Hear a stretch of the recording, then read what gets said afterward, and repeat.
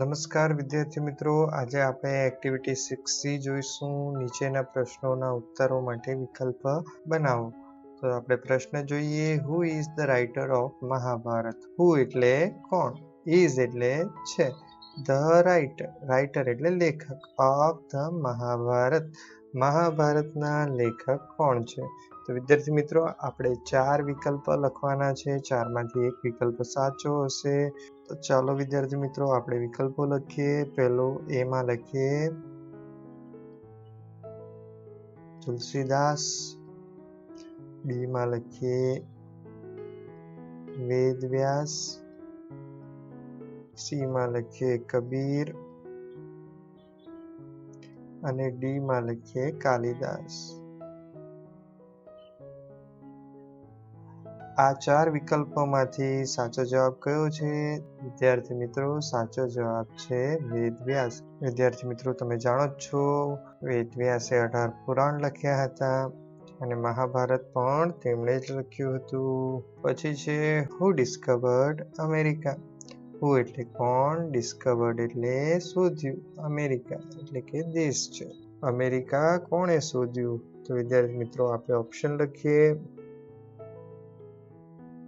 Marco પોલો, Vasco ડ gamma,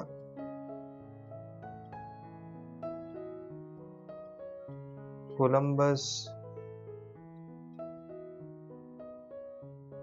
અને છે મેગલન. તો સાચો જવાબ છે કોલંબસ. કોલંબસે અમેરિકા શોધ્યું હતું. આગળ વધીએ.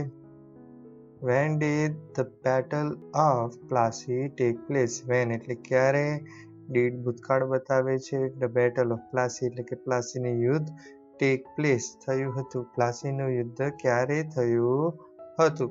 તો વિદ્યાર્થી મિત્રો, અહીંયા આપણે સાલ લખવાની છે. ઈસવીસન લખીએ આપણે 1857, ત્યારબાદ 1657, પછી 1775 કે પછી 1757. તો વિદ્યાર્થી મિત્રો, આમાંથી સાચો જવાબ કયો છે તે તમે ગેસ કરો.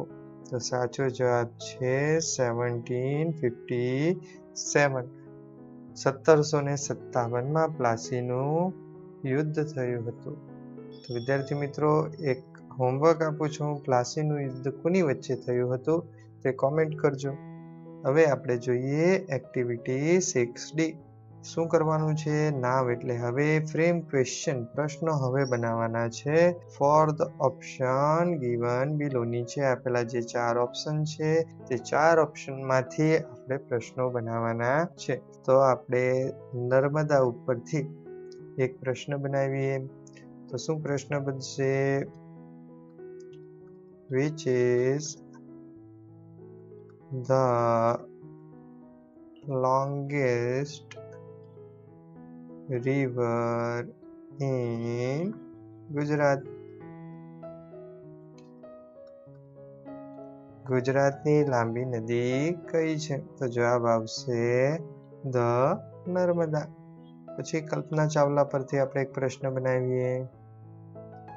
તો who was the first Indian woman to go in space? અવકાશમાં જનારી પહેલી ભારતીય સ્ત્રી કઈ હતી? તો જવાબ આવશે કલ્પના ચાવલા. ત્યારબાદ ટેબ્લેટ પરથી એક પ્રશ્ન બનાવીએ. વોટ ઇઝ આકાશ? આકાશ એક ટેબ્લેટનું નામ છે, માટે જવાબ આવશે સી. બીજા પ્રશ્નો જોઈએ. નરસિંહ મહેતા પરથી એક સવાલ બનાવીએ. હુ રોટ વૈષ્ણવજન?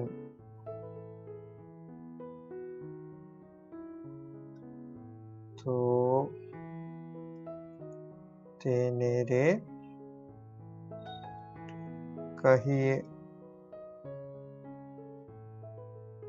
હુ રોટ વૈષ્ણવજન તો તેને રે કહીએ. વૈષ્ણવજન તો તેને રે કહીએ કોણે લખ્યું હતું? તો જવાબ આવશે Narsinh Mehta.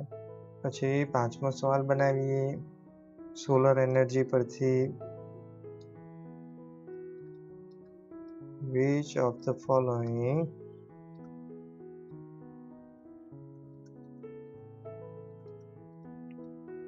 is generated from sun rays? નીચે આપેલી ઉર્જાઓમાંથી કઈ ઉર્જા આપણને સૂર્યના કિરણોમાંથી પ્રાપ્ત થાય છે? તો જવાબ આવશે સોલર એનર્જી. બીજો એક પ્રશ્ન બનાવીએ સીએનજી પરથી આપણે બનાવીએ. Which of the following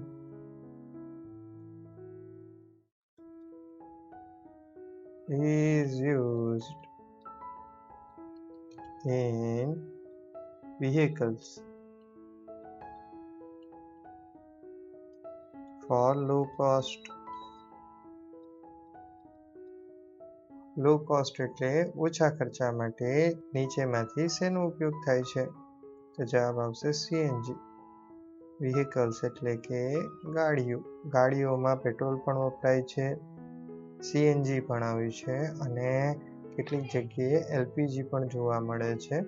પરંતુ જ્યારે લો કોસ્ટની વાત થાય છે, ઓછી કિંમતની વાત થાય છે તો સીએનજી વપરાય છે. પછી 7મામાં આપણે પ્રશ્ન બનાવીએ પોરબંદર પરથી. Where was Mahatma Gandhiji Born?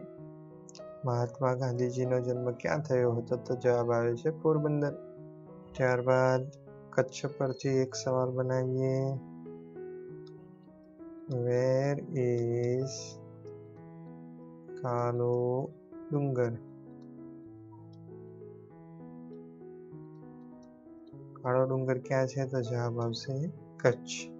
તો વિદ્યાર્થી મિત્રો, અહીં નમૂના રૂપે કેટલાક પ્રશ્નો આપ્યા છે. આ સિવાય અન્ય વિકલ્પોનો ઉપયોગ કરીને પણ તમે પ્રશ્ન બનાવી શકો છો.